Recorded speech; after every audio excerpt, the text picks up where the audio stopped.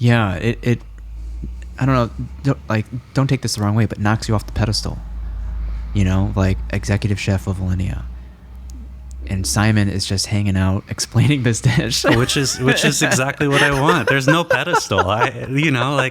Yes, I've spent years refining the craft, and I know how to cook, and I can create dishes and all that. But I guess at the end of the day, it's as much an honor for me to be in their kitchen cooking for them as it is for them to have me there.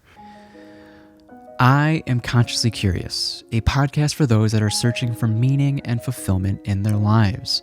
My name is Victor Chan, and I'm on a mission to find out why people do what they do. I've interviewed white-collar to blue-collar, entrepreneurs to passion projects, and life is just too short to not produce meaningful work. Thanks for tuning in.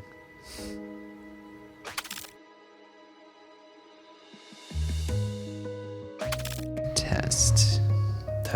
We're live. All right. We're live. Hello, everyone. Chef Simon Davies in the house, in the studio. Happy to be here. The man, the myth, the legend. I guess you, at the same time, there's so much written about you, and you've accomplished so much, but you also come off as a very down-to-earth, grounded person as well. Yeah, I'm just a normal person. Just a normal guy, totally right? Normal. And what I admire about you is your ability to cultivate the multiple interests that you have at a professional level. I recently heard, this is an old conversation, I'm not sure if you're familiar with Naval Ravikant. But he has said, you can have anything you want in life, but it's got to be like one thing, and you can have it.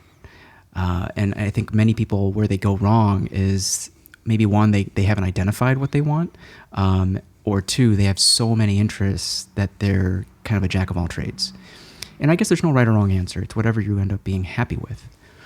But also recently, he said not wanting something is just as good as getting it. And I take that as being very discerning on what you want to do and what you want to get out of life.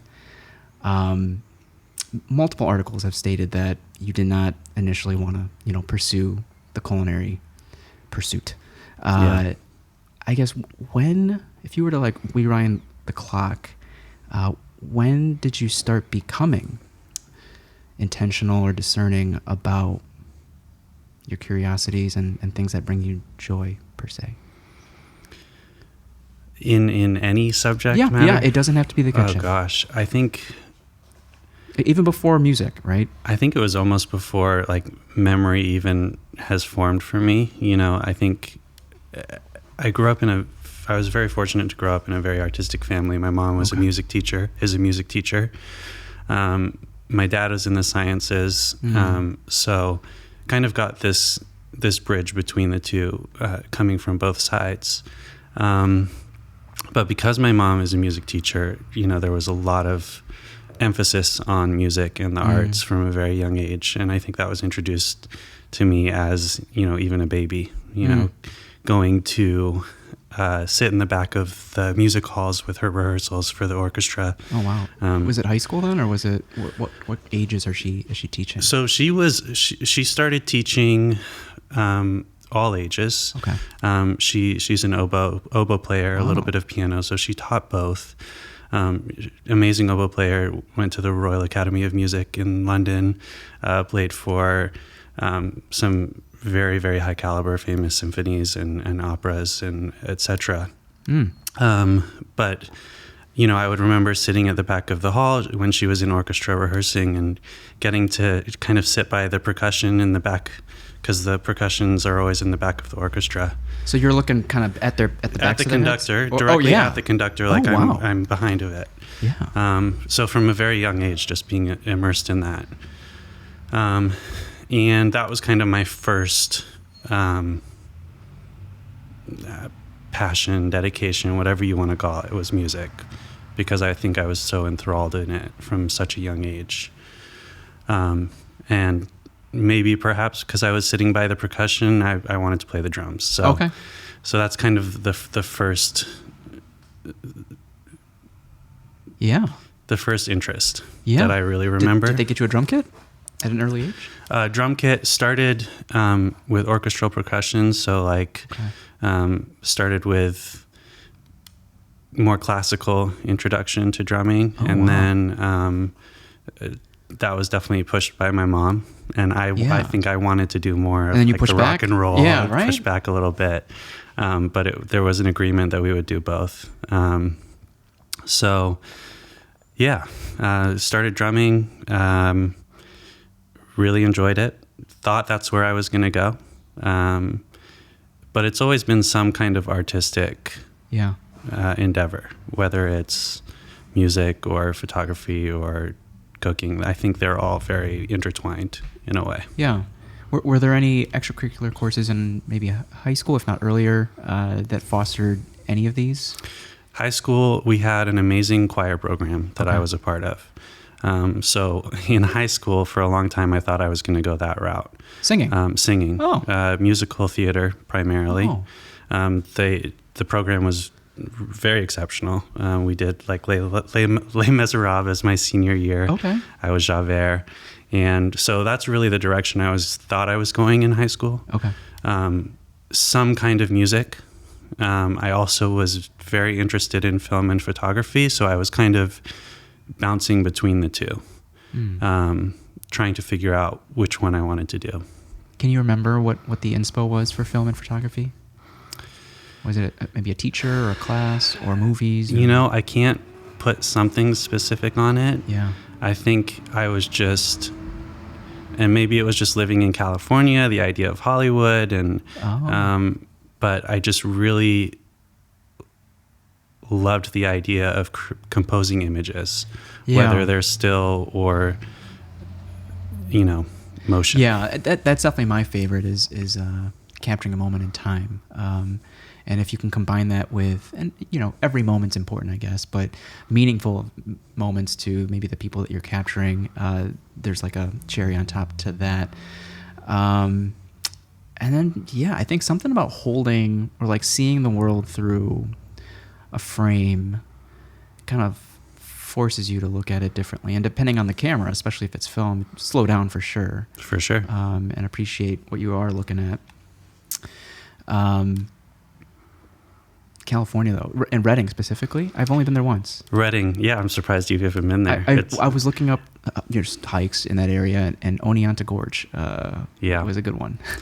I miss that. Oh, being here in Chicago, there is so much access to nature up there. Yeah, you could be sailing, hiking, technically snowboarding, surfing, all of that within a 50-mile radius. Yeah.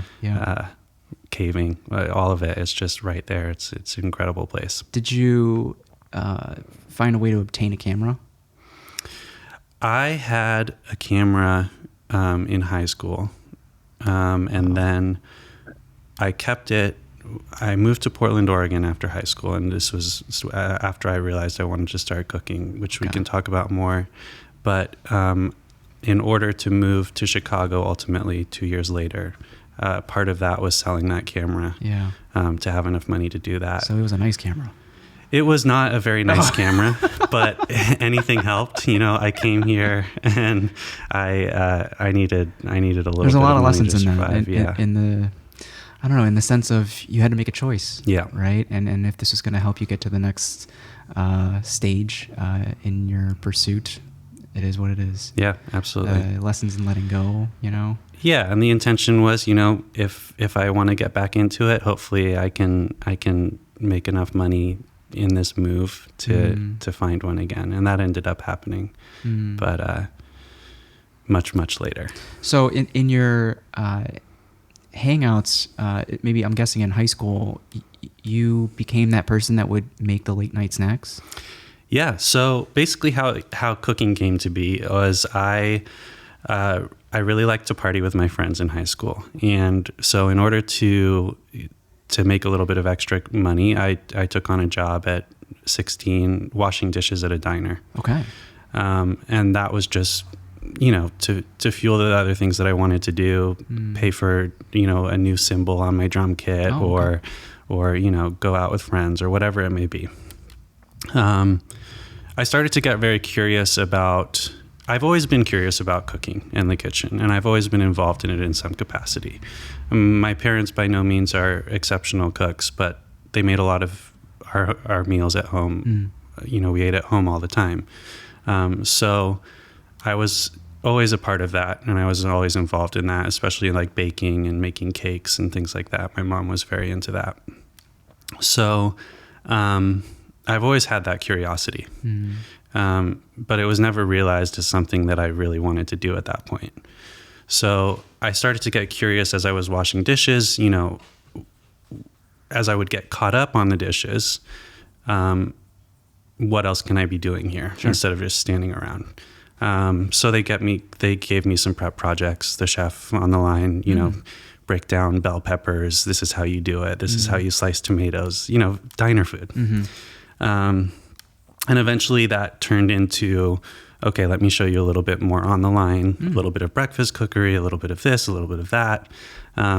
Still all very basic, but, I was exploring that curiosity and learning more of the fundamentals in a professional kitchen, kind of by accident. And then, we went at parties late night, because people knew that I had somewhat of a kitchen experience. Yeah. I would be asked to create something and make something when everybody got hungry at 1 a.m. Right. So we'd raid the pantry of whatever house we were at, and I'd throw something together. And that moment in the party, everybody just got quiet and sat down and ate. And the very first time? Anytime that this happened. That's because we'd go from this really rambunctious, loud high school, everybody going crazy, and then everybody would just eat.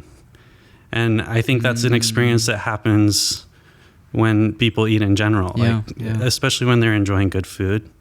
Not that food was good at that point by any standard. I'm sure it was blowing all your minds, though. It was it was high school. It was like, quesadillas and things like that. But there was just this moment where everything kind of stopped. Yeah. And I think later on, I realized that that's kind of the moment when I really started to realize that I enjoyed this and I enjoyed creating that experience for people. Yeah. Where they can just sit and take a break and enjoy what's in front of them and be in that moment. Was that also noticeable with when you would have dinner with your parents? Maybe it wasn't as contrasty as with your friends, this like loud, rambunctious to silent. But this shared experience over a meal? Yeah. Right? Yeah, definitely. Okay. Yeah, I think that's fundamental across the world. I think that's something that we universally all share in food, and something that food creates. Yeah. How influential was your dad? In terms of cooking? In terms of life perspective? I'd say very. Okay. He has a huge emphasis on integrity. Yeah. And that is, fundamental to the way that I operate now. In the sense of like, if you make a mistake, own up to it?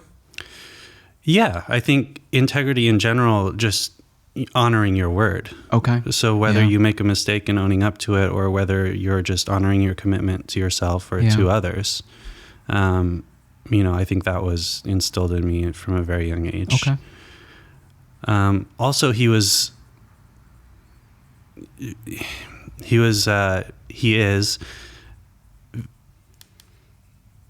and has always been very hands-off, guiding. Wow. Guiding, but okay, this is your experience. You create what you want to create with it. That's so cool to hear that. Yeah. I guess I would assume the other way if he was science, focused and more analytical, more logical, and more structured. Yeah. So to hear him be a little bit more, free flowing, and forgiving, in that way. Yeah. He's always encouraged me to follow whatever it is that I want to follow. And I've been very, very fortunate to have that. So, yeah. So after several of these late night snacks that you've made, would you attribute like your realization to pursuing the culinary arts to that, or was it a series of things? Was it like when do you decide to commit? Yeah, I get asked this question all the time, and I think it just came down to a choice. Yeah. It was like, okay, I can do the music thing, I could do the food thing, I could do something completely different, I could pursue photography. Wow. I think it was just I was a senior in high school, and it was like, okay, this is the choice I'm making, and I'm going to just run with it. And I think whenever I've committed to doing something, I don't necessarily have the means to master it. Like you said, jack of all trades at the beginning. Like, I don't think I can master all these things that I am interested in, but I definitely throw myself at it. And it's kind of all or nothing when I'm into that particular thing. Yeah. So when that happened is when I decided to move to Portland. I went to culinary school there. I worked at some other restaurants up there. And then I said, as the school was coming to an end, I want to work with the absolute best. Like, there's no half-assing this. I am either going to work at one of the best restaurants in the world and really do this, or it's like, what am I doing? So did you consider other culinary programs, or is it close to home, or like what? Close to home. Yeah. Wanted to be kind of close enough to home that it wasn't so far away, but also have a little bit of independence and take like this step towards individualism. And yeah. And to be clear, you never applied to any music programs, photography programs. It was just like you made that decision. Yeah. Okay. That was it. All right. And did you apply to any culinary schools, or that was it? That was the only one. Wow. Yeah. Okay. Yeah. What was there anything about the program besides proximity that also lured you? Not really. At that point, I didn't really know a lot. Okay. I was anyone in the family or friend circle going that route as well? I have several friends that were moving there, several close friends that were moving there. So that was definitely a driving factor. Yeah. But I didn't know a lot about the culinary world. Keeping in mind I was in a small town, Reading. I worked at a diner, a couple other small places, but nothing crazy. Okay. No kind of introduction to what Michelin was at that point, or what the world's 50 best list, or any kind of thing like that. Yeah. Or even high-end restaurants or service. What is interesting is you have been exposed to a high caliber of excellence, maybe in another industry, the orchestra, right? Yeah. Whether it was your mom. Absolutely. And we might not be consciously thinking about like approaching this level of excellence, but I heard Michael Jordan say in a video that to embrace the unknown, in the sense of, because it's unknown, that means there's a chance. Yeah. Yeah. Absolutely. So how was your time in school? Because I just keep hearing over and over again that working as a chef is completely exponentially more valuable than school per se. Yeah, well, I mean, that school doesn't exist anymore. Oh, shoot. Oh, no. If that helps clarify that question. I mean, I am grateful to the experience. I learned a lot of fundamentals there. Okay. I also believe that any education, it's about what you put into it. Yeah. You're going to get out of it what you put into it. So I used it as an opportunity to learn the fundamentals, and then I was fortunate to have this great teacher. I wanted to kind of do stuff outside of the curriculum and try to experiment with, at that time, molecular gastronomy. And I was this young cook thinking that this was like the hot shit and what I wanted to be doing. So I would spend, a couple hours after class once a week trying out these recipes from these cookbooks like El Bouilly and all these amazing books that were coming out at the time. So I kind of dipped my toes in there. This balance between really fundamental technique and kind of pushing the limits a little bit and trying both. And if I hadn't gone to school, I don't think I would have taken the path that I took to get to where I am today. So I'm grateful in that respect. Do I think that... In what sense? What did it expose you to that working in a kitchen did not? Nothing in that. Oh, but it did open up the path to an internship at Alinea restaurant. I see. And I don't know if I would have ever thought about coming to Chicago if I hadn't taken the step first to go to school in Portland. Interesting. And maybe I would have. Yeah, maybe, yeah. But there's no way to say for sure. And there are a lot of steps that happened in that year and a half to 2 years that got me to Chicago that I don't think would have happened if I had just gone to work at a restaurant. Well, when did you have this else. realization of wanting to work and learn from the best? Was that through school? It was through school and the community that was in school. Okay. So other chefs that I was working with, people that had more experience than I had, that were also going to school, introduced me to, some cookbooks. And like at that point, the Alinea cookbook was introduced to me. Wow. I had no idea that restaurant existed at the time. So what year were you in school at that point? This was 2008 and 2009. I had to look it up today. They opened in 2005. So they've been around. Okay. Yeah. Wow. Yeah. So I opened up that cookbook and, realized pretty immediately that this was a place that I wanted to be. I had said, I want to work at one of the best restaurants in the world. And at the time, that was it, at least in the United States. Do you remember? I haven't seen the cookbook, but was it the storytelling? Was it a specific dish that gave you that wow factor? You open up the cookbook and one of the first things is, these are the tools we use. These are the ingredients we use, because they need that basis before going into any of the recipes, because it was such a new thought at that point. Okay. Such a new way of approaching things that the introduction needed to be that, okay, this is all the equipment that we're using that normal kitchens don't use. Yeah. Yeah. And I wonder if that same mentality applies to the guest experience, I wonder if you just come in at it from like the grounded perspective of just enjoy, like that you just try to keep it simple, right? I wonder what experiences the guests need to have to fully appreciate what they're about to have if they were to go to a place like Alinea. I've never had the experience. Yeah. I've had the to-go Thanksgiving dinner. That was phenomenal. Yeah. But are you catching what I'm saying? Like, yeah, I think it varies. Yeah.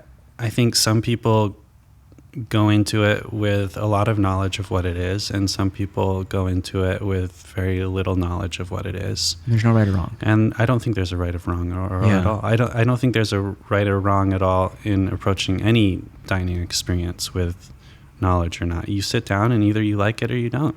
I like that. Well, that reminds me of that one of the main characters in The Menu, that movie, of just like calling out everything that's going on and just like, can you just let them work? Can you just enjoy? Yep. That's the wide spectrum. And I think that movie captured just every type of diner that comes in. There's the people that just do not care at all, and there's the people that have their own Paco Chet at home. Yeah. So then, was there anything else, like maybe the jobs that you had while in culinary school, that were also formative to your time prior to Alinea? Yeah, I mean, everything helped me, and everything helped form me, and I learned from, every job and every type of environment that I was in, for sure. I had a busing job when I first moved to Portland, because I couldn't find really a kitchen that was willing to accept me with the level of experience that I had. And I learned an incredible amount about service that I think has helped me to this day. Yeah. I learned how to carry 11 wine glasses in one hand, and all of these, how to clear a table and how to properly mark a table, and all of these fundamentals of service that, now that's something I do in people's homes as I'm cooking. So I think those little things then have helped create what we're creating today with Ilixr as well. Yeah. So, yeah. Tell me about the email to Chef Grant. Yeah. So once I decided that Alinea was where I wanted to be, I wrote an email. They had posted that that's how you apply. Basically saying, this is where I want to work. I want to work with the best. I want to learn from you. I want to learn from the team. And 2 days later, I received a response from Grant saying, come and do a 2-day trial, and we'll see what happens. And this was for an internship. So this was 3 months unpaid. Okay, so a 2-day trial for a 3-month internship. Yeah. Okay, so I gotta wonder, like, how many of those emails get replies? Like, how do you sense the seriousness of that applicant, of that email? Yeah, I think,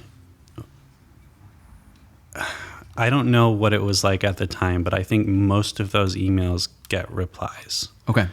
And the 2-day trial is really where they figure out whether you're a fit or not. Okay.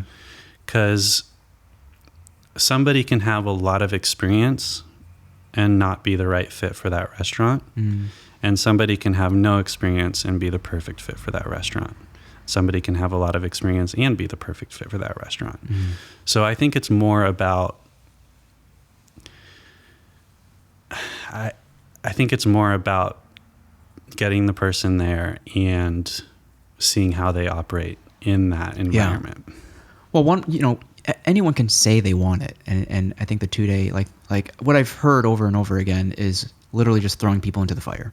Absolutely. I can say from my experience of that, I had no fucking clue what was going on the entire 48 hours that I was there. What was the meat station? What did you get thrown into? For the 2-day trial, I was kind of just tossed around and Okay. given little tasks. And then at the end of that, they sat me down, and it was Grant and Dave Barron, who was the chef de cuisine at the time. They sat me down and they had a little conversation with me. And they asked me a lot of questions, and they said, you're still very young. You still have a lot to learn. 19? 19 at the time. Yeah. You still have a lot to learn about like the fundamentals of cooking. Why do you want to be here? And I said, my response was something like, I've learned more about myself and what stops me in these past 2 days than anything else. And that's why I want to be here. Because I want to learn to get through those barriers, and I want to learn to understand what's going on here. And I want to learn, to master this craft.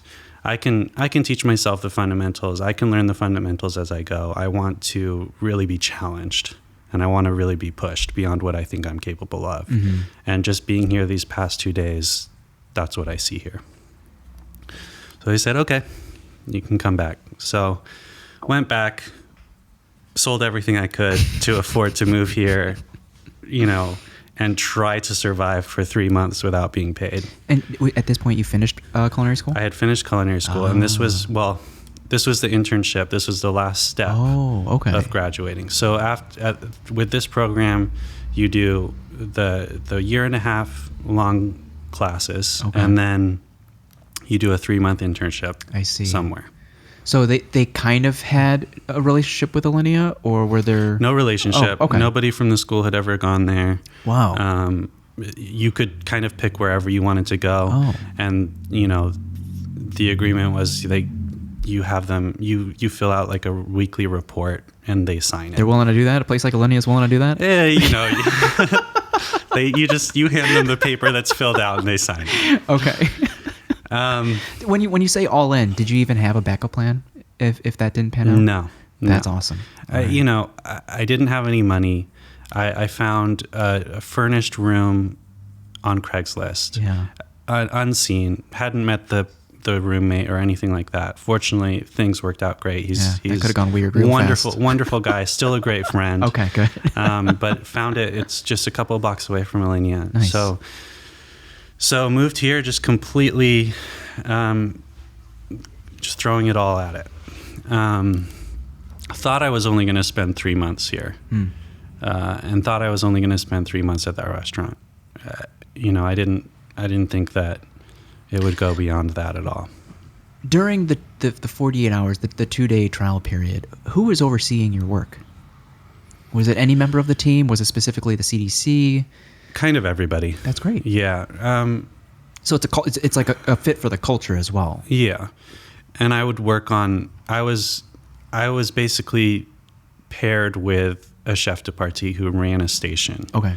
And they gave me tasks to do. Okay. And I'm sure at some point during the night, Dave Barron went to him and said, how's he doing? Yeah. He's okay.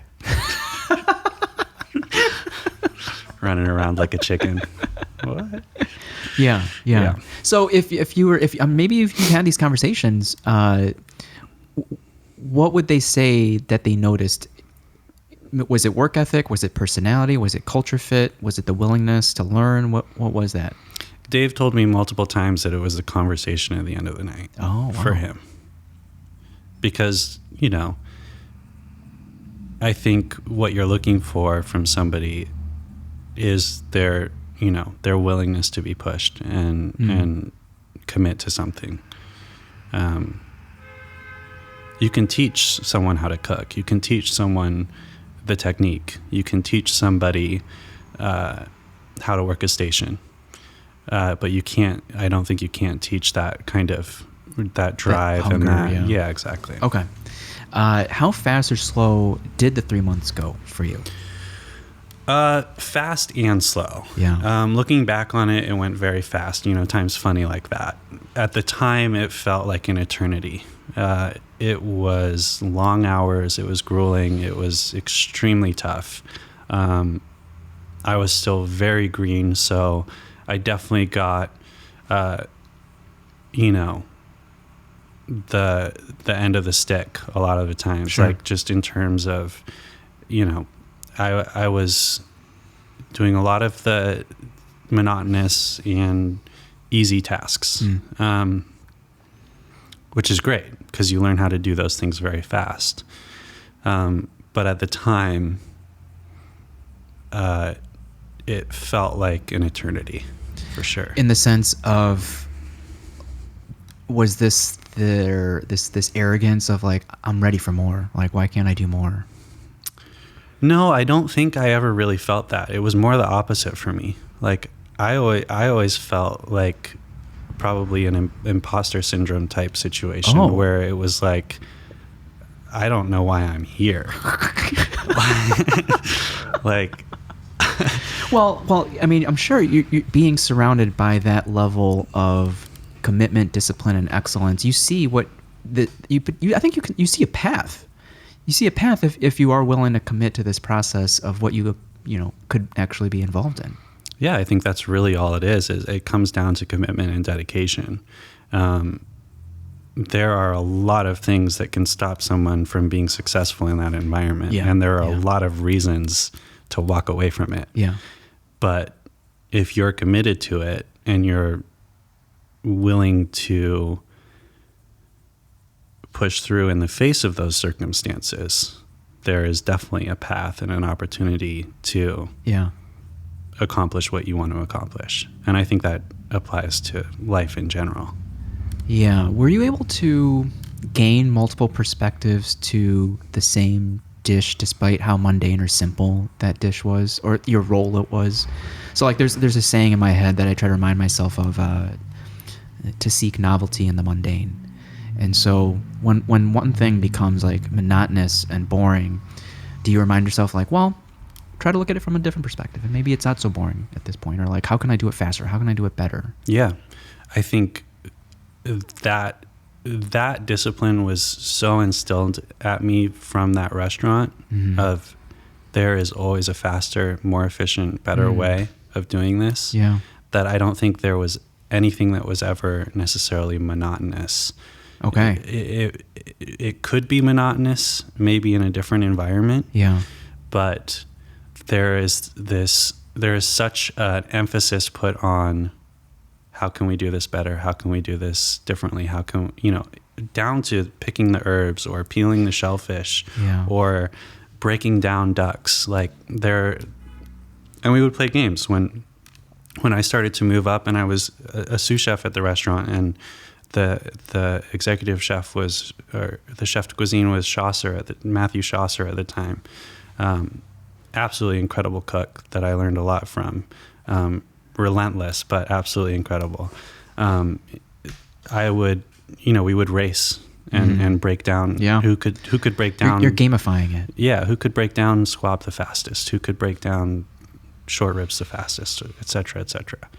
In a setting that's so structured, it's really interesting and cool to hear how playful it can be. Because I was wondering how creativity is born through an environment that's so regimented and structured, but yet you can be so inventive.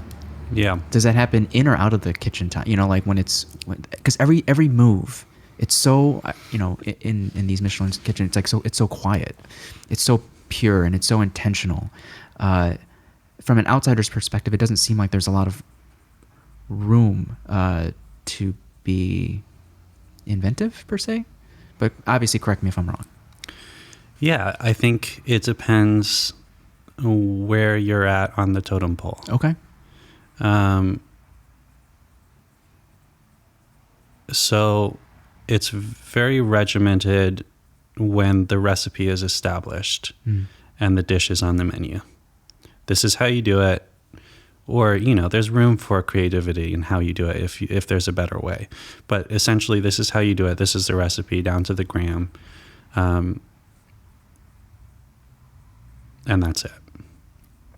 The creativity comes from, creating the dishes and working on the menu, or how do we present the dish, or how do we challenge the diner's perception of the experience, and so on. So that is always going, but that's going more so in the group of management. So the Grant, obviously, the executive chef, the chef de cuisine, the sous chefs are kind of working on the creative aspects, the front of house. Yeah. How do we serve this? How do we do that? But the day-to-day execution of the menu that's currently on, that's where the regimented precision. Did you ever have ideas while you were lower on the totem pole? And I heard Mike Bagal say he would write them on napkins and just tuck them, and he would just take all these napkins at the end of the night and just have all these ideas. Yeah. Seafolds, lots of seafold note taking. Lots of ideas. But I wasn't ever comfortable sharing them. Yeah. Okay. Yeah. Okay. But they came up later on. What I gathered from doing a little scroll down your feed is the what seems like lifelong friendships you formed in that kitchen. You guys have had quite an adventure across the world together. Thailand. I love those. I love those Thailand photos. Yeah. And I didn't know Alinea popped up as much as it did in various places. Yeah, so I was a part of 2 pop-ups, and that was when they renovated the restaurant in 2016. Oh, that makes so much sense. So we did Madrid for 4 weeks and then Miami for 4 weeks. Gotcha. And that was happening during the renovation to kind of keep things going and keep the team moving and everything. So, there was one other. We swapped restaurants with 11 Madison Park in 2011. That's such a wild concept at that time too. Yeah, wow. At that time, nobody was really doing that at that time. And so a lot of friendships were formed through that in those respective places. But also, I think because the community is so large but so small at the same time in food. When you would travel outside of those pop-ups, and whether it's just the very few vacations that you would have, or whether you're traveling to go to an award ceremony, it was very easy to make connections with other chefs, and make friendships with other chefs or other people that were interested in food in the same way that you were, because it's such a shared experience. Like that level of dedication, or even just the interest in cultures and food, and learning from those chefs, and seeing what their life is like, and what their favorite hole in the wall restaurant is in their respective city. I think the best meals that I've had around the world have never been a 3 Michelin star restaurant. It's always been the hole in the wall that nobody ever really knows about, with another chef, whatever their caliber is, and talking with them and learning about their culture and learning about their experience and tasting that food while doing that. Those are always the best meals. What was it that brought you guys to Thailand? My first trip to Thailand was me and Mike. We went over Christmas break. So Alinea closed for a week during Christmas, and Mike and I decided to go on a trip together. And Thailand was, I had always been interested in Thailand, mainly the cuisine. I think the cuisine is absolutely phenomenal. That mixture of salt, sweet, spicy, acid is just, I think, perfectly balanced. So we both wanted to explore that.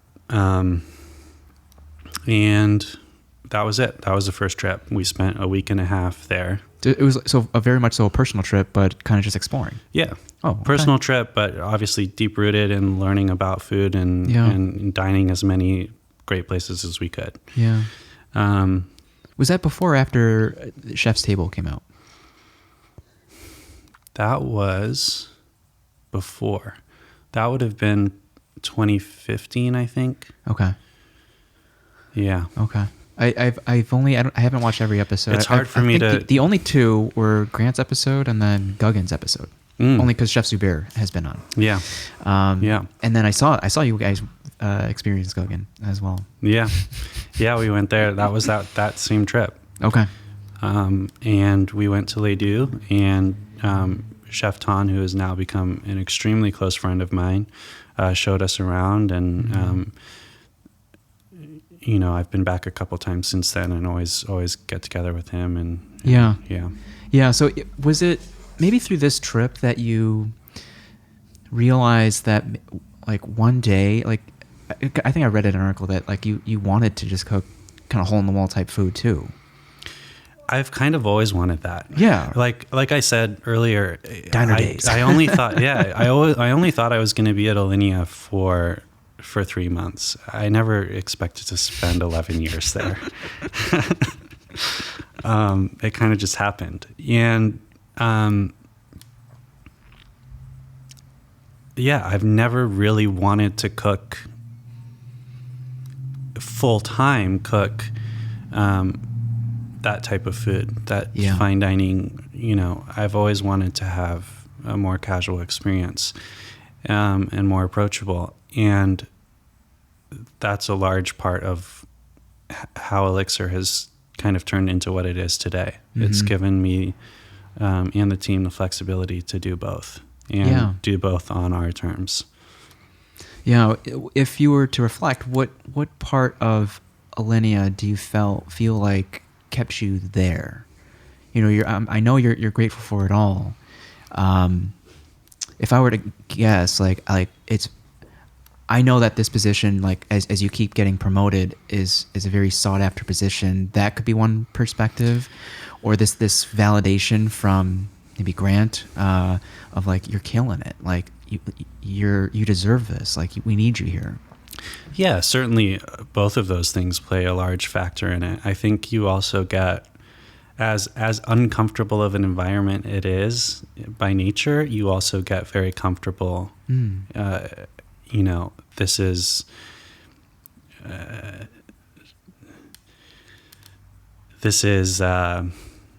you know,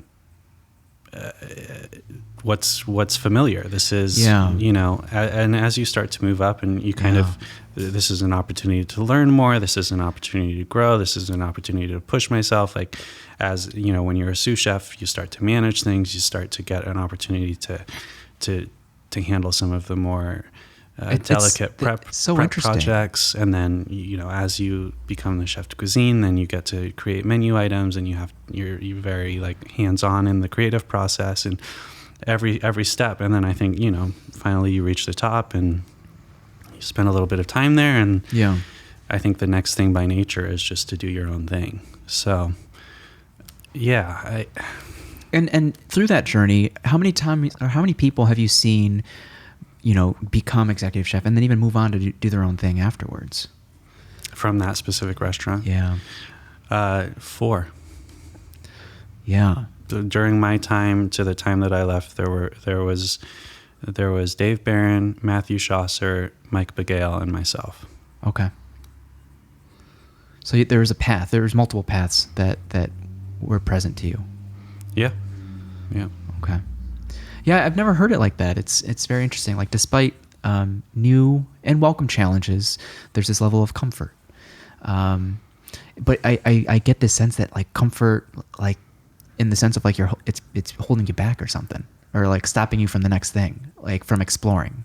Yeah, like you were exploring in a different sense. It's interesting because it's impossible to say. You know, I think that every decision that I made along the way has led me to where I am now. Do I think that maybe spending a little less time there could have opened up other possibilities? Maybe. I don't know. The pandemic shook a lot of things up. Yeah, for sure. And, you know, fortunately I left that restaurant right before the pandemic. And it coincided with me. When I left, the pandemic started a couple months later. My plan was to travel and start exploring film and photography again, actually. Oh, wow. And I wanted to travel and collaborate with chefs around the world. And to kind of tell this story of how connected food culture is across the globe. Yeah, kind of like an Anthony Bourdain. Yeah, no, a little different. A little different, more okay. Just like individual stories with chefs and how their stories relate to other chefs, even if they're completely across the globe. Sure. Made it to 3 countries, started that project a little bit, was kind of still figuring it out, and then the pandemic hit. Was it called Ilixr back then as well?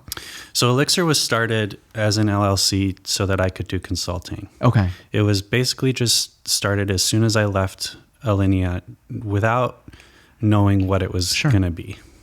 But having the possibility, if I wanted to, you know, do consulting projects or this and that it was there and in place. And the pandemic really forced me to like stop and figure out who I was outside of Alinea. So I started there when I was 19 years old, and I was there for 11 years, my entire 20s. Yeah.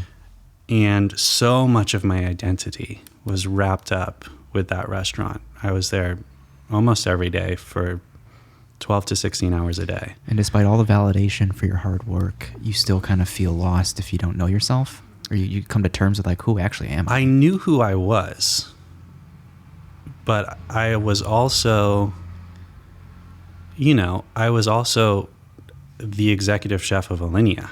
Yeah. Like, and even in this conversation, like there's an aspect of how you're relating to me as a large part of the conversation is my experience so there. far. And so far. Yeah. Well, because it's funny because I was going to ask you about two experiences within your time at Alinea. One was going to be, what was it like blowing people's minds with the clear pumpkin pie?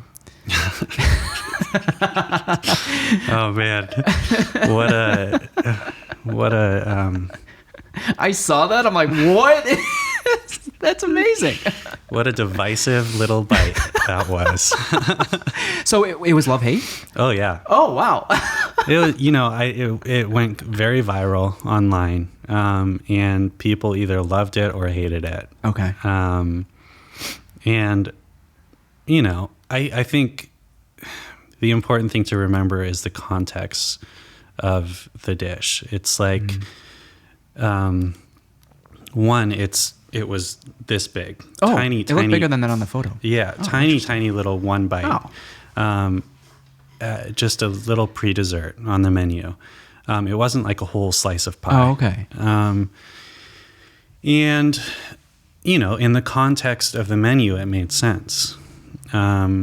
But out of context. And out of context, if somebody sees that picture and they think it's a whole slice of pie and it's just, the regular kind of gelatin that they're used to, and it seems very weird and strange. And it is.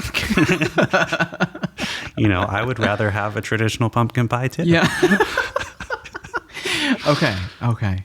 I've never seen there's nothing like it though. It's crazy. Yeah. And then the other one, I was going to ask like what it was like being wowed by Asi Win and David Blaine. So, magic was another potential pursuit of mine. Yeah. I grew up before I lived in Redding, I lived in Fair Oaks, which is just outside of Sacramento, California.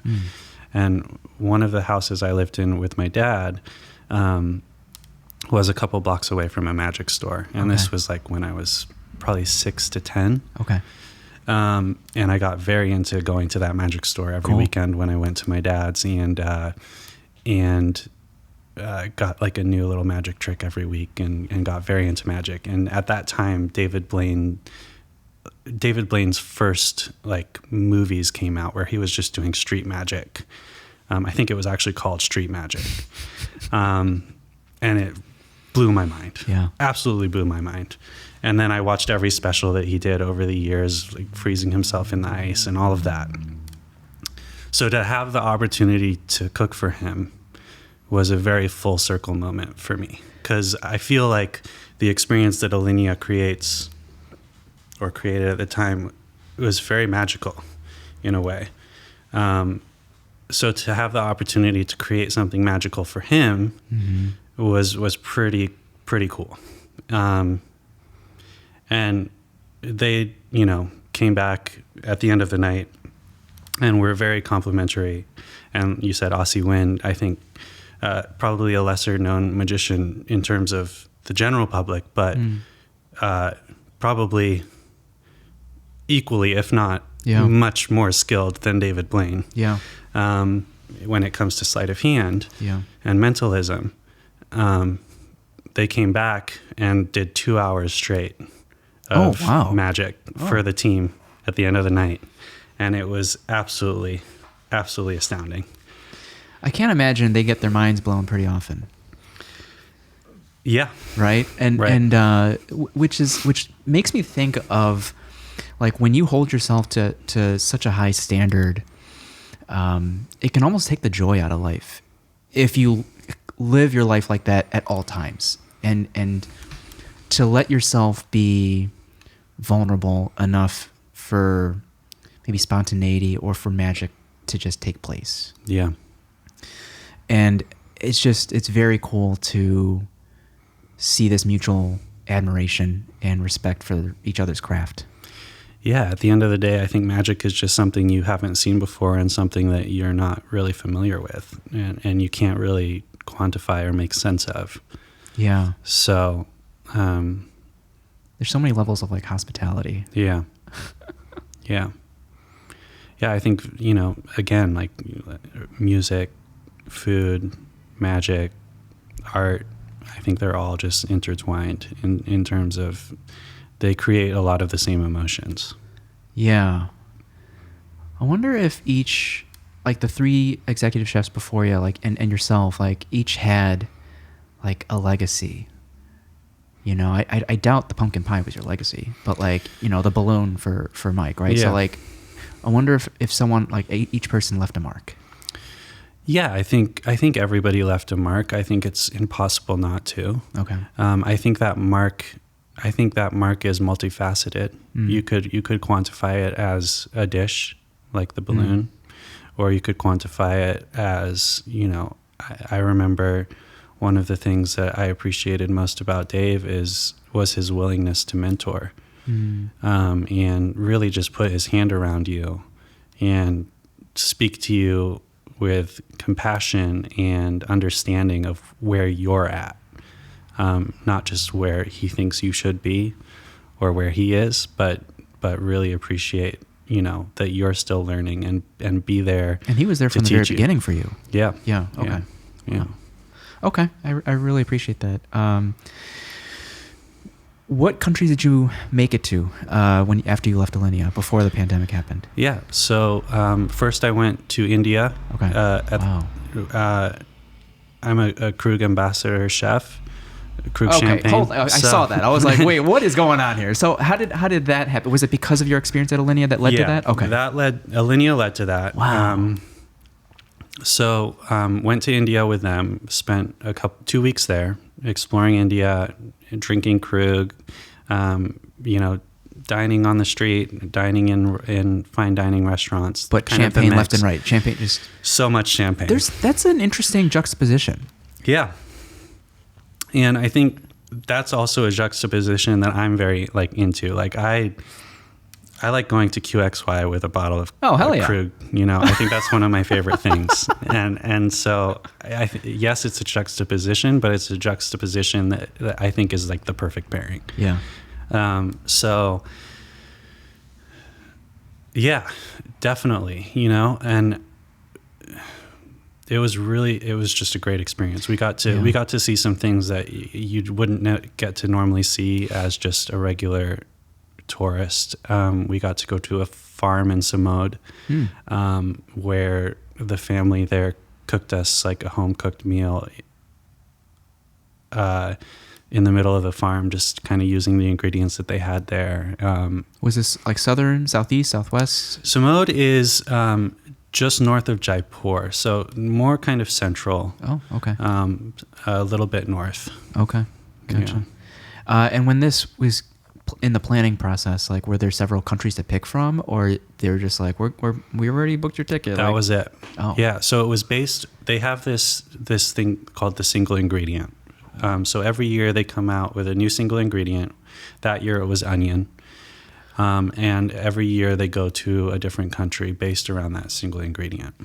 This is Krug's idea. So Krug has a single idea. Yeah. And they brought 10 chef ambassadors from around the world to all cook a dish around this single ingredient to pair with Krug. So we went to India, we explored the region, we ate, we drank Krug, and then we also cooked a dish in India. That they filmed all that based around the single ingredient and to pair with the champagne. What did you end up making? I made a crab dish with an onion, an onion soubise, and used some of the spices that we got at the markets there, with some puffed wild rice. So it was this kind of spicy, oniony crab. Yeah. What do you remember about your time with some of the street food? If you were were you that adventurous? You didn't care about any I got sick. Food poisoning. Oh, okay. All right. I got sick. Yeah, on the way back, fortunately, right at the end of it. But was that another reminder of this is it? I love street food. I love these, just down to earth. Yeah, I think you have to be somewhat selective. There's a range of street food. There's street food that is, I think obviously our immune systems are very different, and we're introduced to a lot more safety measures than are in place. They had a lot there. of hate on Instagram. That was just street food in India. Yeah.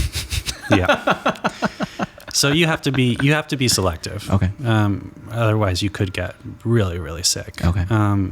But as long as you're, somewhat intelligent and selective over where you're eating, I think just because of the different bacterias, you're probably going to get sick regardless. Yeah. But it's really about the severity of Sure. that. Now, I guess I'm also coming from the sense of cooking the type of food that might be more accessible, or even it's just overall good. It's good food, and it doesn't have to be fine dining. Yeah. It's just like another reminder for that. Yeah, absolutely. What was it like because of your interest in film and photography with the camera crew?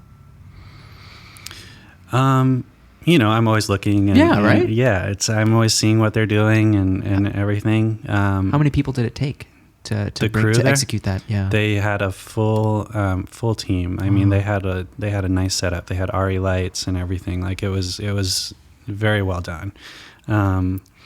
So were you mic'd up per se? Like mic'd up. Oh wow. Yeah. They did an interview. They did like a couple little segments. So they did an interview that was mic'd up, and then it was like a voiceover. Okay. Oh, okay. And then they had us mic'd up at certain points as well.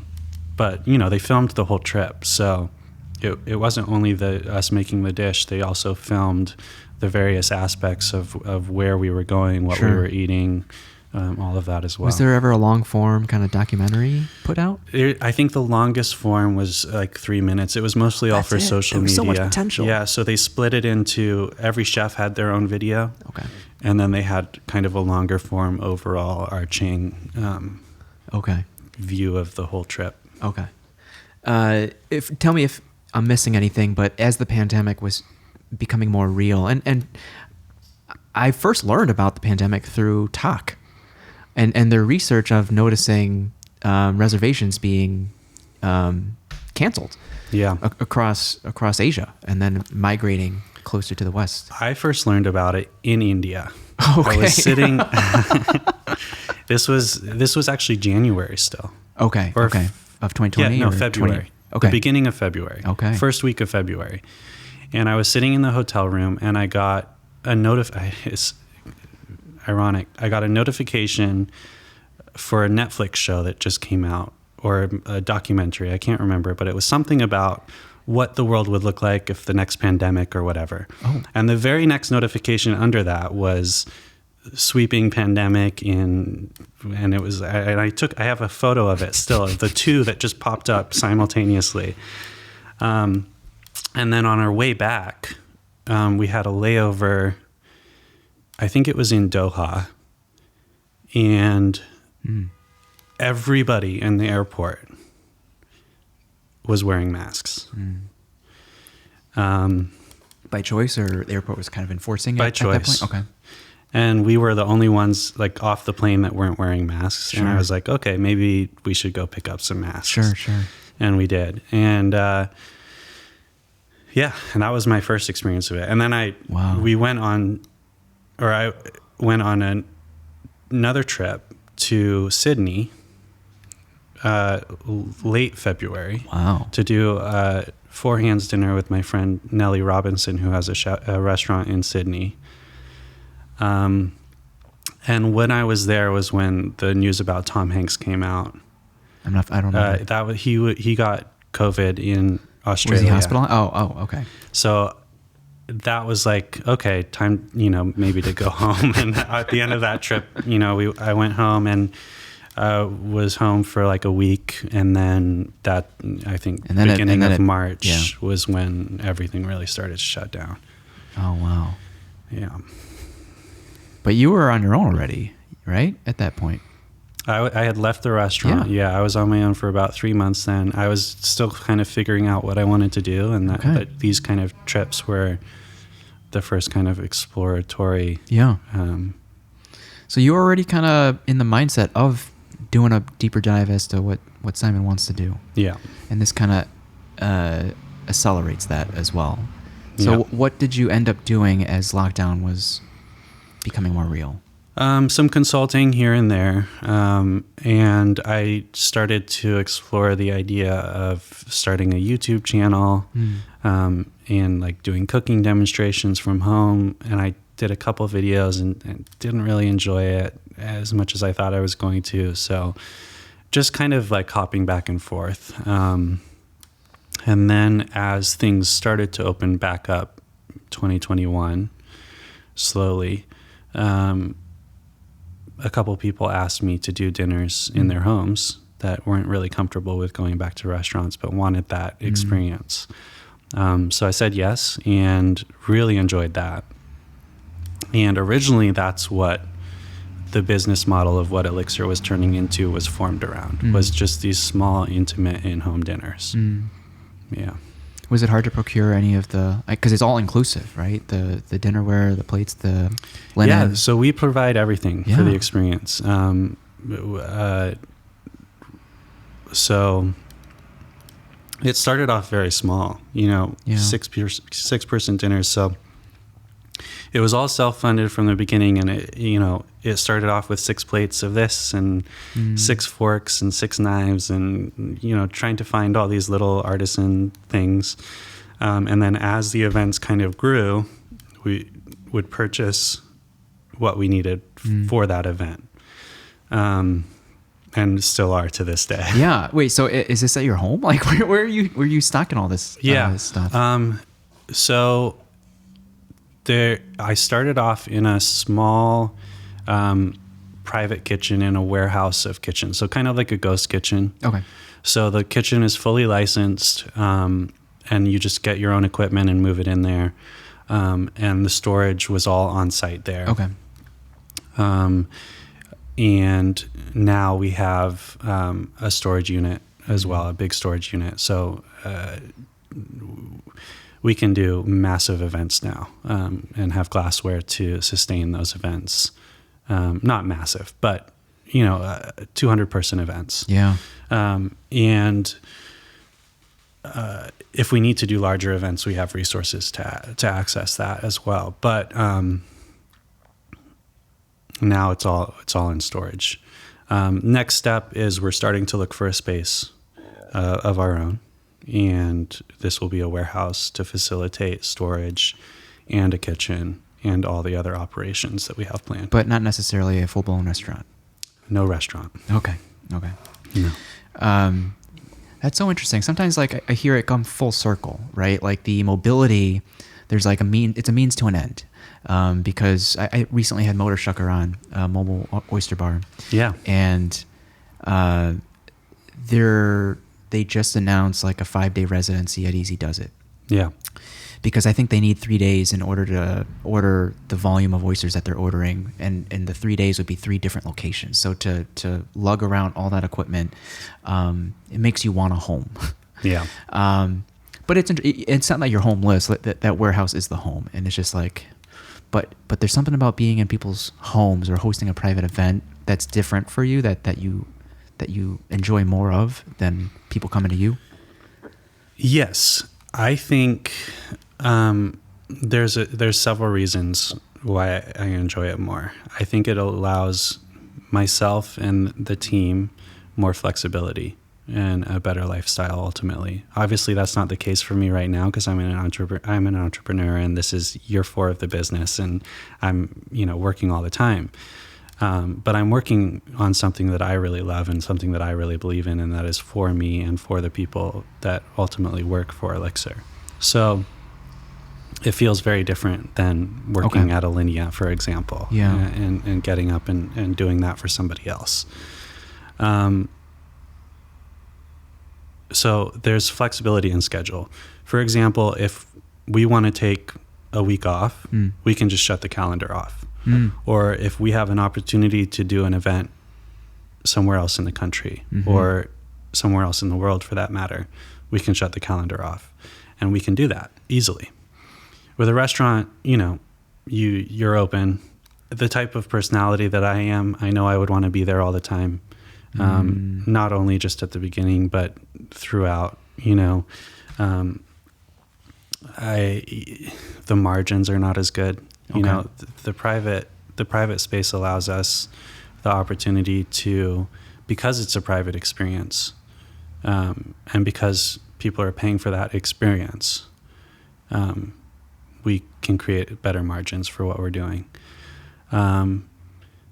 And also, like we were talking about earlier, the opportunity to not be stuck to a particular template of 4 walls of a restaurant, right? So we can one day be doing a corporate lunch that's a simple buffet with whatever cuisine we want to cook. We can dictate that menu and say, this is what we're doing today. And then the very next day, we can be doing a 14-course in-home dinner. And then the very next day, we can be doing someone's wedding. Yeah. For 150 people. And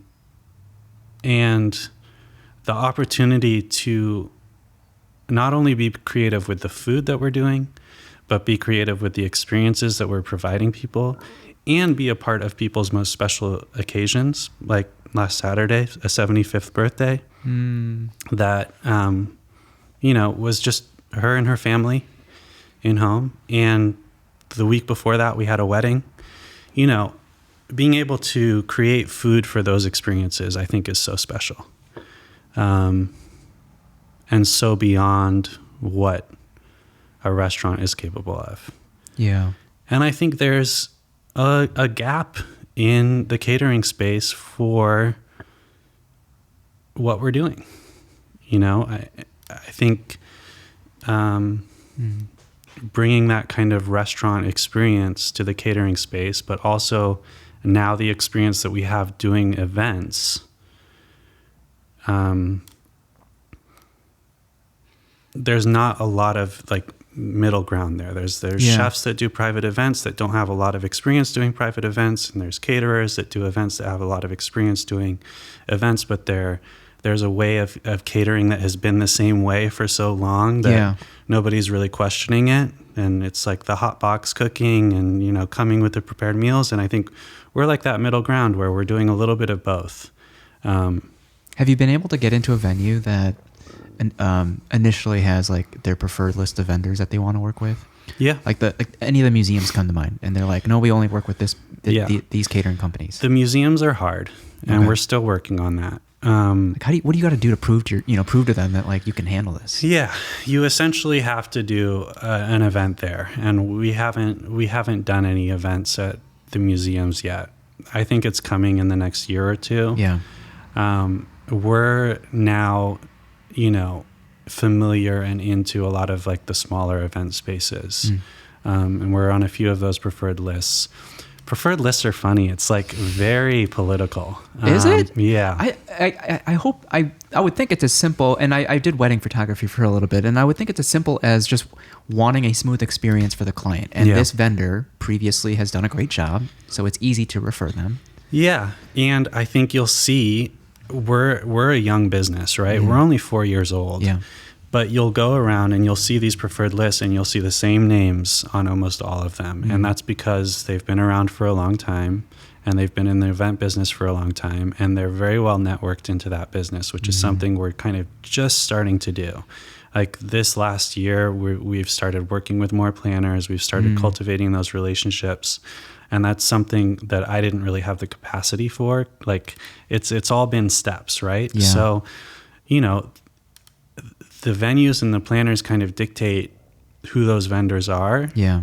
And they're going to dictate that based on who they've worked with the most.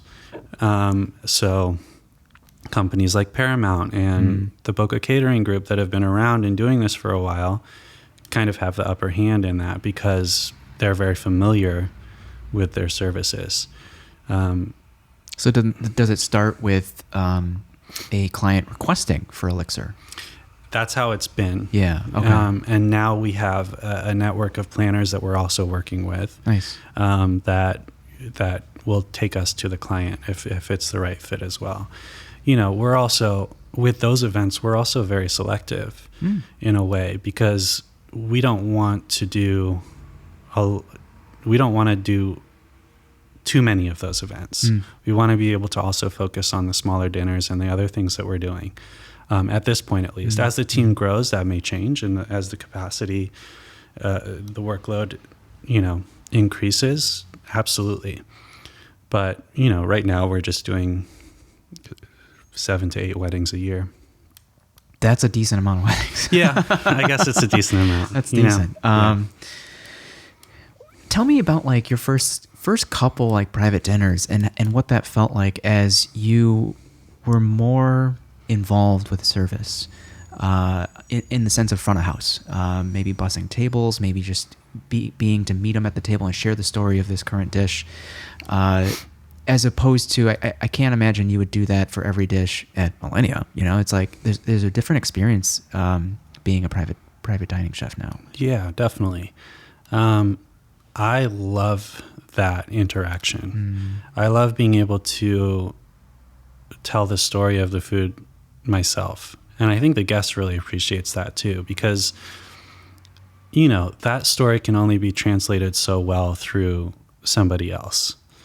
But if you're the one that's conceptualizing the dish, making the dish, and also talking about the dish at the table, you really have a deep understanding of that dish. So whether it's something as simple as just the description, or whether it's somebody asking a question that, you know, maybe the server wouldn't know, because like we got asked, like, how do you cook the fish like this the other night? I was like, and I literally just grabbed the pan that I cooked it in and walked them through it at the table. So, and I think that aspect, being able to focus on one table, you can't do that in a restaurant. Yeah. Like you have multiple tables, you can only do so much. But being able to be in someone's home, one, where they're comfortable, where they feel relaxed. So you're creating this fine dining experience, but it's in a casual environment for the most part. Yeah. They're comfortable, they're at home, they feel like they can relax, they feel like it's not pretentious, because it shouldn't be. So as refined as the experience is, and as, you know, nice as the glassware is, and the fork on the table, and, you know, the beautiful dish that was made by an artist in Barcelona, and all this stuff, like as much as all of that is refined, it allows us the flexibility to have a lot of fun, and you know, be casual and relaxed with the client as well. Yeah, it I don't know, don't take this the wrong way, but knocks you off the pedestal. You know, like executive chef of Alinea, and Simon is just hanging out explaining this dish, which is exactly what I want. There's no pedestal. You know, like, yes, I've spent years refining the craft, and I know how to cook, and I can, you know, create dishes and all that. But you know, I guess at the end of the day, like it's as much an honor for me to be in their kitchen cooking for them as it is for them to have me there. Going into year 4, do you notice any changes in your reputation? Yeah, I'm noticing that Alinea is not coming up as much. Okay. And a lot of people are even finding us not knowing about the background, which is really nice. It's really refreshing. As far as evolution. Yeah. Right? Yeah. Because ultimately I don't want to be the name behind Ilixr. Ultimately, I want people to say Ilixr is, you know, this great private dining and events company. Because ultimately I'm not going to be able to be at every event. Yeah. So I want to have a team in place that is just as capable as me at executing, and standards in place that are, you know, to the standard of what Ilixr is, not necessarily what I am or who I am. So to have people reach out to us for their wedding because, you know, they've heard that Ilixr provides a great wedding experience, that I love to hear that. You know, obviously there's no avoiding my background, and there's no avoiding that I am a part of Ilixr and the founding part of Ilixr, and I will always be a part of Ilixr. But I also want the brand to be Ilixr and not Simon Davies creating this experience. Okay, I understand. That's long-term thinking. Yeah, in that sense, but that also is liberating in the sense of you still have additional interests. Yeah. Right. So it's just like making the time to reclaiming the agency to explore those interests. For sure. Right. But also you've been able to stack. I saw some of those videos that you did for Julia's cookbook or cocktail book. Yeah. Those were great. Yeah. And is there any part of you that I haven't seen it, but is continuing to do that type of work? It's been very hard lately. Okay. My capacity has basically been maxed out with growing the business, Yeah. and that's been the focus because that is sustaining my life. Yeah, yeah. And I would love to be doing more of that. And I think what that's going to look like in the immediate future is being able to do more of that for Ilixr itself. So Okay. creating more content around Ilixr. It's definitely a goal for my year for this year is to start creating more content for Ilixr. Francis photography. Pascal had nothing but good things to say. Oh, but yeah. Every day I get a Francis video from Vendedor. Yeah, yep. He's on it for sure. He's on it. And with that, like, I don't know. There's this. Do you sense this like friendly competition? Is there enough for the pie to go around to all the private chefs in the city? Yeah, for sure. Okay. I mean, I think it's just like restaurants, right? That's true. Yeah. And I think that ultimately, as we all grow, we're all going to grow in different ways, and we all have our strong suits and our weaknesses. And I think what things like Francis are doing, while they're similar in fundamental, I think there's also significant differences in our approach and maybe the type of clients that seek us out. And I think there's definitely room for everyone. And I welcome competition. Mm-hmm, I think, without it, we wouldn't be what we are, and he wouldn't be what he is. Yeah. So definitely friendly competition. I think Mike Bagale said that in the sense of like when he said his goodbye to Alinea, like the one of the main lessons is to like be pushed. Yeah. And that comes from that friendly competition. Yeah, for sure. Being in your position now, do you notice the people that want to work with you in Ilixr are just as hungry as you were when you came into the culinary world? If not hungrier? I think it's hard to find that hunger, to be honest. I think that most of the people that work with us right now are on an as-needed basis. So for our larger events, there's obviously the core team that does the day-to-day. But, we don't need 20 people on staff every day to do those 8 weddings a year. Mainly contractors, yeah. Yeah. So it's hard to put a finger on kind of exactly where all their heads at. I think there are several of them that are extremely ambitious and want to make Ilixr better just because that's the type of people that they are. Like, some of our bartenders come in with ideas and wanting to like streamline the way that they do things and the way that the bars are set up for offsite events and the cocktail creativity and all of that. And some just come in and, work the event. Same goes for in the kitchen. I think because eventually you want this to live beyond you. Yeah. Right? So eventually when the growing pains of having a team that is just as intentional and thoughtful and willing to put in, the effort. Yeah. And a lot of that has to do, I think there's two things. Obviously, we're always looking for those people, whether they're people that are interested in working with us full time as we grow and as those positions open up, or whether they're people that are wanting to just work one-off events here and there. We're always looking for dedicated, professional and talented individuals across all positions, bartending, servers, all of that. I think one of the things that's holding me back from really building that core team that I want right now is just where we are in the growth of the business. Okay. Like I just can't afford it right now. So does that mean more larger events or? Yeah, it means more larger events, more consistency. Yeah.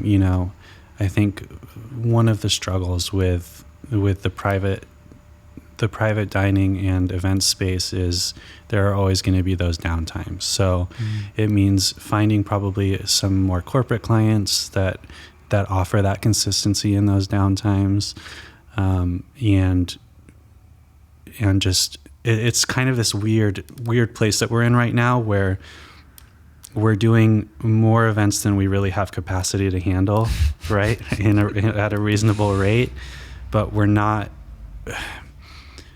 kind of stuck where if we were to hire more people, we could handle more events, but it's a huge risk to hire those people, because if those events for some reason don't show up, then how do we support those people?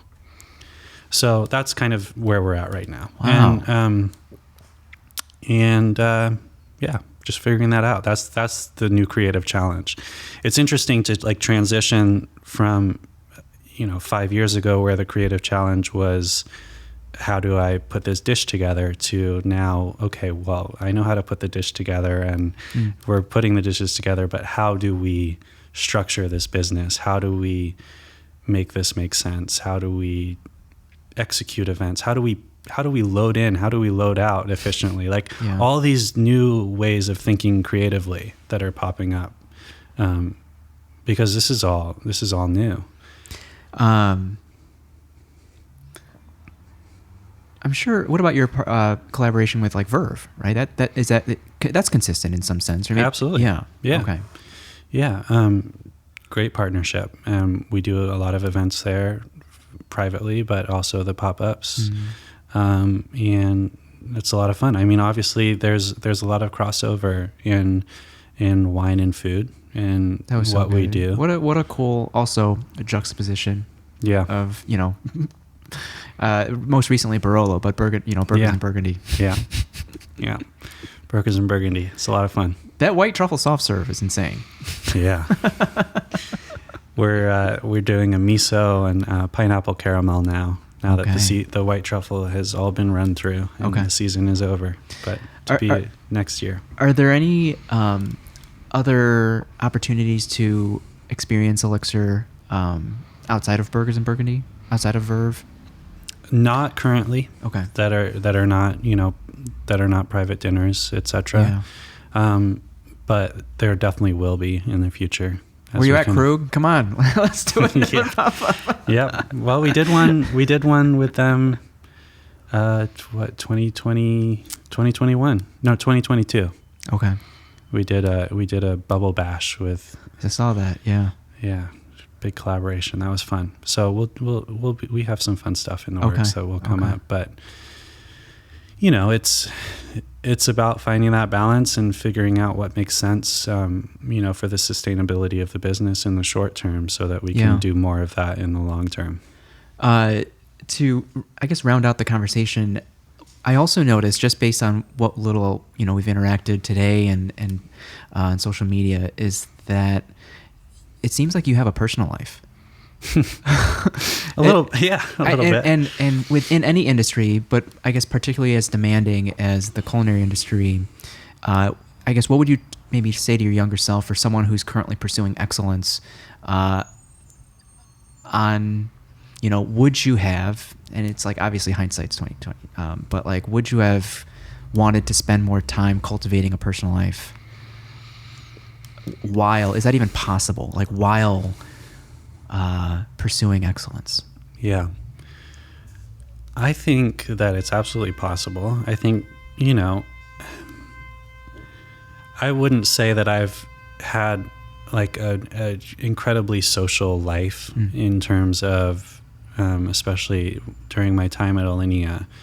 My social circle was pretty much structured to the community within those walls, but also like the immediate community around it in the industry. Yeah. Since leaving, I think it's been a little bit easier. I think, it's been part of that, like finding out, like kind of rediscovering myself outside of those confines was also figuring out that I'm a little bit more social than I maybe thought I was at the time. But in what settings do you find yourself becoming more social? Because I would describe myself as an extroverted introvert. Yeah, but I think it's very situational. I can relate to that. Yeah, it's very situational. I think, that's a tough question. How do you think your partner would describe it? She would probably describe it as like very goofy, Okay. you know. I don't think that's the way a lot of people see me, but you know, I am very goofy, and I think as I start to become more comfortable around the people that I get close with, you know, more of that goofiness comes out, and more comfort with conversation comes out. I think in general, I'm a pretty quiet person. I don't really say things unless I feel like I have something of like value or to contribute. So That I heard. I'm definitely not good at small talk. Oh, like, you know, that's why I have a podcast. Yeah. I heard this today in the sense of Asians in general get this reputation for being shy, but I the way this gentleman said it is like I think Asians in general, but I think I can see it for yourself as well, is like they have high expectations for themselves. So they don't speak unless, like you said, they have something of value to share. Yeah. Yeah. I think that's another, I think that thought originally came from my dad too. I think at a very young age, he said, you know, don't say anything unless you have something of value to contribute to the conversation. And I think that for some reason that just really stuck with me. Well, I mean, the loudest one in the room is just like, what are you talking about? Yeah. Yeah. I mean, in your life right now, you know, if someone were to say like, are you happy? Are you fulfilled? From an outsider's perspective, I think you are. Yeah. I think happiness is interesting. You go through the emotions on a daily basis. I think sometimes it would be unrealistic for me to say that I'm happy daily, and that I'm, you know, I think the life of an entrepreneur inherently, and maybe it doesn't get talked about a whole lot, is, you know, there are days where you are just really down and you want to throw it all against the wall and give it all up. So I don't think happiness in the moment is necessarily the best quantifier for overall happiness. I think overall, I'm extremely happy. I'm very blessed to be where I am today, and have the business that I have. Do I feel like that every day? No. Are there days where it's extremely hard to figure out how it's all going to work out? Absolutely. You know, right now it's just fluctuating like crazy, but all with the intention and with the commitment to creating something that is not fluctuating so much day to day, and is more stable, and will provide the life and the balance that I've kind of sought for so long now. Yeah. But, you know, my partner is absolutely amazing. I love Chicago. We have a great place to live, and the business is growing like crazy. And those are all things that this notion of getting to do what you want to do with whomever you want to do it with. Yeah. That's like very simply put, but also what we mentioned earlier of like discerning, you know, not wanting something is just as good as going for it and getting it. Yeah. But if you understand what you don't want, then that's just as good. So I guess all to bring it back, you know, I keep hammering on Alinea, but like realizing that that's not what you want. You know, I can't imagine the day-to-days of Chef Grant, of how often does he want to give it up and throw it all away, you know? But like so many people depend on him now, and some might describe it as like golden handcuffs, and just like I'm sure, how many times does he have to reframe his perspective to make it work and make it fulfilling in his head? And sometimes you kind of just come full circle. It's like, what do I really need to be fulfilled or happy in this life? Who do I want to do this life with, and what do I want to do? Yeah. But you don't hear, it's not too often heard, the level of excellence that you have achieved to come full circle to that realization. And I wonder if it would be just as fulfilling if someone had that realization without reaching the pinnacle of excellence that you did for 11 years at Alinea. Yeah. There's no other way. I mean, I don't know. Yeah, it's impossible to say, really. Yeah. Is there anything that we haven't shared or anything that's been on your mind recently? Things that you've been yearning for, things that you want to maybe manifest, that you want to put out there? I don't think so. I think, so much of the focus right now is on manifesting and creating the growth of what Ilixr is turning into, and the constant evolution of what that is, and the creative outlets that's all providing. But yeah, would definitely. Is there a bucket list country you wanna cook in? Oh, I want to go everywhere. That's so hard.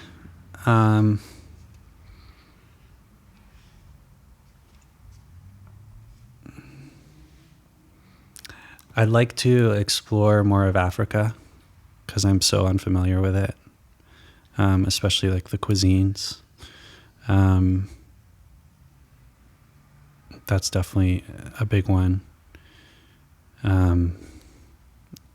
More of South America, but ultimately I want to try to go as many places as possible. I don't think there's one in particular that stands out more than the other necessarily. It's more about just seeing what the differences are and how learning about the people and all of that. Yeah. So when's the last time you guys took a trip, and does your partner travel just as much as you like to travel? I've definitely traveled a lot more, but she really loves to travel. The last trip that we took was to Mexico City, June of last year, the last international trip. Actually, that's not true. We went to Sydney and Melbourne because I did another pop-up with my friend Nellie there. Oh, wow. And that was in November. Yeah. So that was the last trip we took. A lot better than the pandemic time. I think it was more refined, the food in general, and I got to see more of the city and more of the country. Yeah. So yeah, I would say it was a better trip in general. What does that feel like going back into a traditional kitchen? I know there's a kitchen at Verve per se, right? But like into a restaurant kitchen. Yeah, I mean, it's very familiar for me. Yeah. Yeah. I guess it's just nice to have the flexibility. I think exactly the flexibility. As long as the fundamentals are there, it's all the same thing. It's even the home kitchens. It's an oven and a range, and they all are slightly different, and some of them don't work properly. But it's all the same thing at the end of the day. Yeah. That adaptability has definitely been something that I've had to learn. Making sure that we arrive with enough of what we are comfortable with and what we know. Yeah. Because even the pots and pans that we're working on in these homes they're all different slightly. So that's just more of the creative challenge. Have you noticed, or have you like sought ways to increase the effectiveness of your storytelling? It's like one thing I'm specifically working on, and it's kind of unrelated to storytelling, is eye contact. I'm awful with eye contact. Oh, I'm terrible with eye contact. But that's what I mean. I'm sure you've just noticed. like, is there anything? But like when I'm thinking of, like, if it's especially a novel thought, like I'm like looking that way. But yeah. Is there anything like that as far as like communication skills that you feel like is in the back of your mind? Like I'm working on this at the moment. I don't think consciously. I think doing the small dinners has definitely forced me to be more forward facing and more just naturally evolving and being able to communicate with especially strangers, because most of them are strangers, right? So that's definitely helped a lot naturally. I think improving storytelling, I think going back to like more content and more video creation, like I think that would be the next step for me, is like, how can we tell more visual stories through this, Just and have a do bunch it of BTS really well, and then do voiceovers afterward. Yeah. You know, I want to start doing behind the scenes of events. So like, I have an idea to like do a series of get ready with me, but instead of like makeup in the morning, it's like get ready with me for this wedding. And then, you know, we talk about that. But it's just about honestly just finding the time right now. Either having a videographer, or I don't know how like, aesthetically pleasing, a 360 cam strapped to your chest. There's this Instagram account, like he's a Vegas Wine, and he like put a GoPro to his chest, and like he's like the restaurant som, and he like walks us through the Durand and like you know, opening bottles and things like that. I don't know. I think a behind the scenes is always insightful. Yeah, definitely. And I've started taking my camera, and we between myself and the team, we, you know, try to grab as much content as possible. So there's actually a decent amount from the last few months of now it's going through of content, but it's a matter of going through it and putting it together and everything like that. But yeah, we're going to start doing a lot more of that. So you can expect that in the next couple months. With the storytelling, or with showing more of who Simon is, especially with like the prevalence of podcasts and social media, like people have an idea of who you are, right? Especially with this era of like celebrity chefs as well. Like they know your body of work, they've done their research, and I wonder if time and time again, Alinea always rises to the expectation, if not exceeds the expectation, which is how they've been able to maintain all those stars for this long. But does that ever get to anyone like yourself, or of just like get in your head of like these high expectations that other people might have, that you probably have for yourself, you know? Well, kind of what we touched on earlier when you were asking how my partner maybe views me. I think people, because of that and because of those expectations, I think people think I might be a little bit more, I don't know if serious is the right word, but like a little bit more, I guess serious is the only word, like serious than I am. Like, you know, I like to have fun, and I like to be goofy in the kitchen, and you know, so I think there's that kind of perception of what that is supposed to look like. Are you going to try to showcase more goofiness through your work then, as like a segue to who you actually are then? Absolutely. And I think we do in our dinners and with our clients and things like that. But I think a lot more of that in content and as well. You know, and I think some of that comes out in the stories that I post on Instagram and things like that as well. Very casual. Yeah. But, it's about figuring out how to present all that. And at the end of the day, it's like, it is what it is.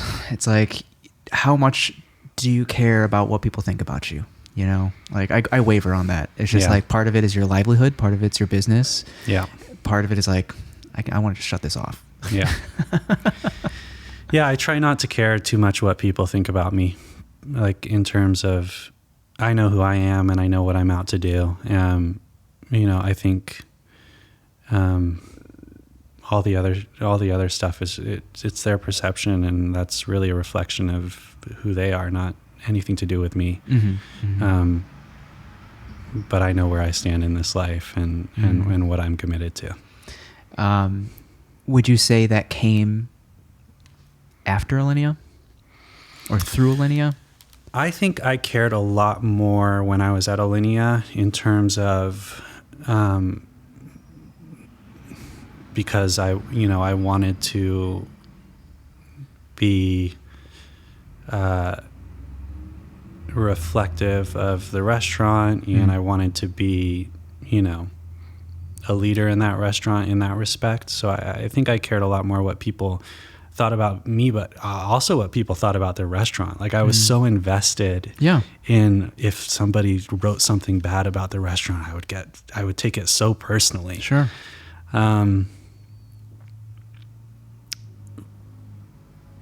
But in general, like I think I've always had this way of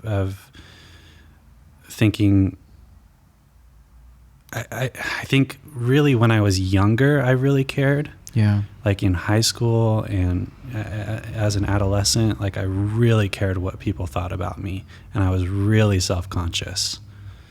But kind of as I've grown and matured, I've realized like, so now there's really doesn't matter. There's probably a handful of people whose thoughts you care about.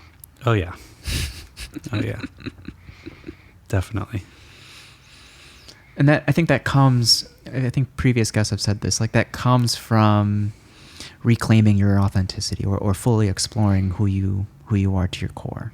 Yeah. And when you know that, you become unshakable. Yeah, for sure. Okay. Simon, it was a pleasure. Likewise. Thank you for having me. Welcome to come back. I've offered podcast takeovers to previous guests as well, but if you feel like there's someone whom you'd like to have a conversation with, and you'd want to record that conversation, you take over. Awesome. And I'd be a fly on the wall, and I'll just Great. produce it for you guys. And but if you feel like that would be a meaningful conversation that other people might get meaning or value from, then anytime. Yeah. Awesome. Yeah. Thank you. Where can people connect with you, follow Ilixr, all that stuff? Yeah. Instagram is like the biggest social platform we're on, both personally, which is mostly business. Okay. My personal Instagram's at simon.a.davies. And then Ilixr is Ilixr Creative. And then if you go to our website, ilixrcreative.com, you can sign up for the mailing list there. We shoot out emails every once in a while as well. Good. Okay. All right, guys. Thanks for tuning in. We will catch you in the next one. Bye. Great. That was great. Thank you.